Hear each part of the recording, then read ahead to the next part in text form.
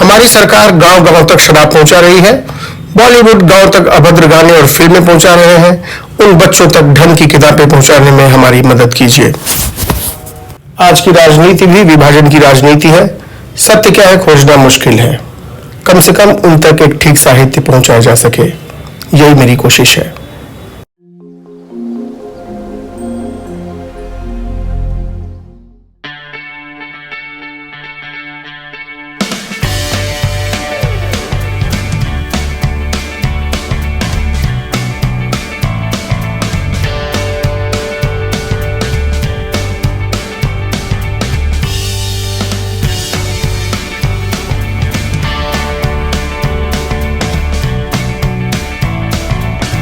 जो एक अभियान चलाने की योजना बनाई है जन पुस्तकालय वाली, जो वह योजना बहुत सार्थक लग रही है।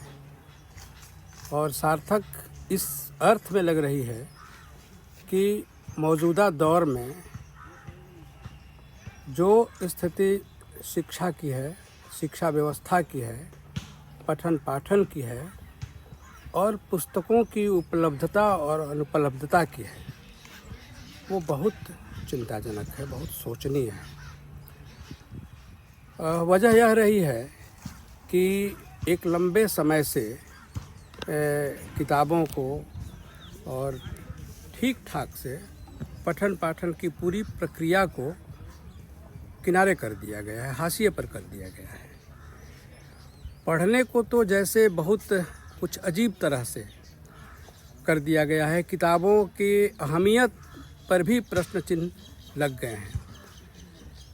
ऐसे हालात में प्रवीण भाई ने जो एक योजना बनाई है जन पुस्तकालय की, गांव-गांव तक पुस्तक उपलब्ध कराने की, यह योजना अपनी पूरी प्रक्रिया में जब आगे बढ़ेगी तो आम लोगों को बहुत लाभ पहुंचाएगी। एक तो यह बात है कि मैंने करीब 2 साल पहले बिहार के एक छोटे से हिस्से में एक पनाही रेलवे स्टेशन है, बगही गांव है, वो मुसलमान बस्ती के रूप में जाना जाता है, बहुत बड़ी आबादी है।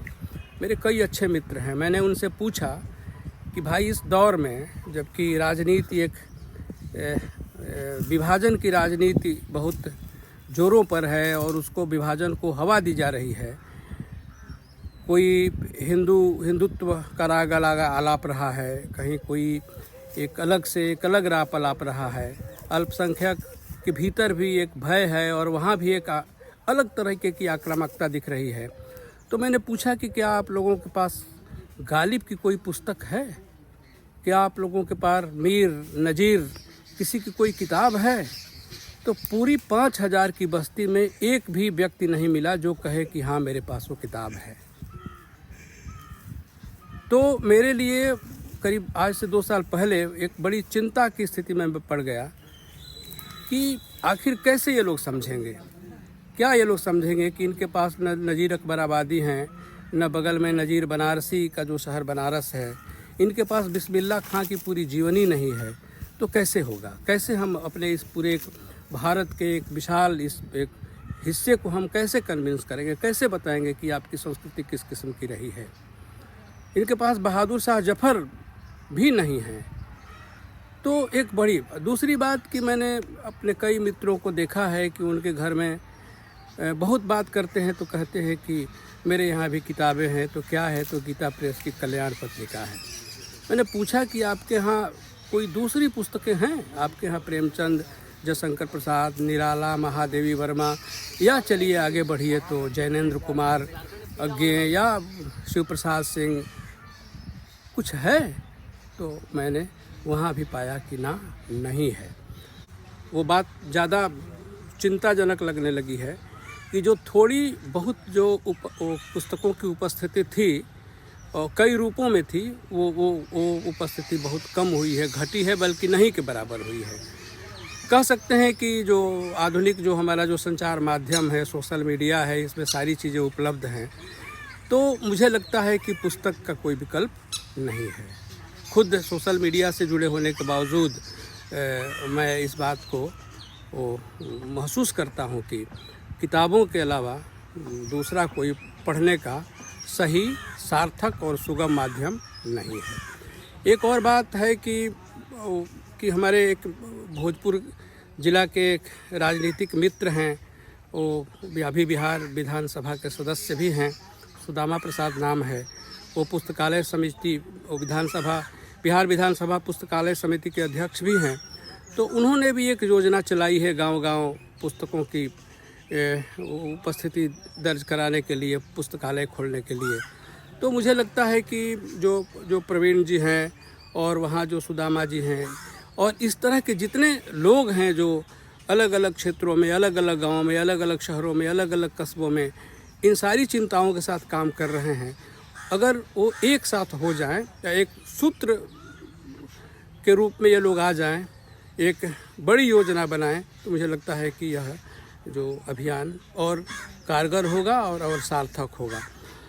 अब है कि अगर ये किताबें नहीं पहुँचेंगी, विज्ञान की किताबें नहीं पहुँचेंगी, दर्शन की किताबें नहीं पहुँचेगी, इतिहास की किताब नहीं पहुँचेगी, साहित्य की किताबें नहीं पहुँचेंगी, तो कूपमंडुकता जैसा कि हम देख रहे हैं वो बढ़ रही है, बदमाशियाँ बढ़ रही हैं।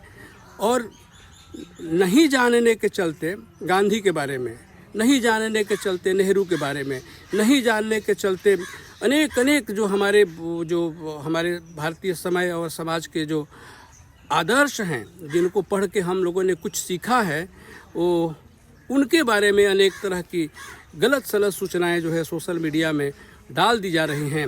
और गांधी वर्सेज अम्बेडकर, तो गांधी वर्सेज नेहरू, तो नेहरू वर्सेज कौन ये चल रहा है, जिसको आजकल व्हाट्सएप यूनिवर्सिटी भी कहा जाने लगा है।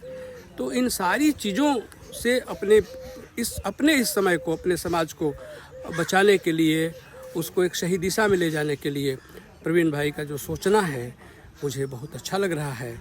और मैं भी अपने को अगर इससे जोड़ पाऊँगा, मेरा भी थोड़ा बहुत अगर इसमें मेरी भी भूमिका अगर जहाँ तक जगह बनेगी तो रहेगी, मैं अपनी तरफ से भी। और हमारे मित्र हैं निलय जी, वो भी तो पर्यावरण को लेकर, गंगा को लेकर, पानी के संकट को लेकर अनेक तरह से अनेक क्षेत्रों में अध्ययन में लगे हुए हैं और हमारे समय के एक बहुत महत्वपूर्ण कवि भी हैं। तो मैं इनका भी नाम बहुत प्रेम और आदर के साथ ले रहा हूँ और मैं अगर अपने कुछ अभियान से जोड़ पाऊँ तो मुझे भी अच्छा लगेगा। बहुत बहुत प्रवीण भाई, बहुत धन्यवाद, आभार। गाँवों के वंचित जन समूहों को आपकी ज़रूरत है। किताबें दान देने के लिए आप हमारे व्हाट्सएप नंबर 7275285810 पर या ईमेल आईडी parvarish2019foundation@gmail.com पर अपना एड्रेस या मोबाइल नंबर और परिचय भेज दें। हम आपसे कांटेक्ट करेंगे। आभार।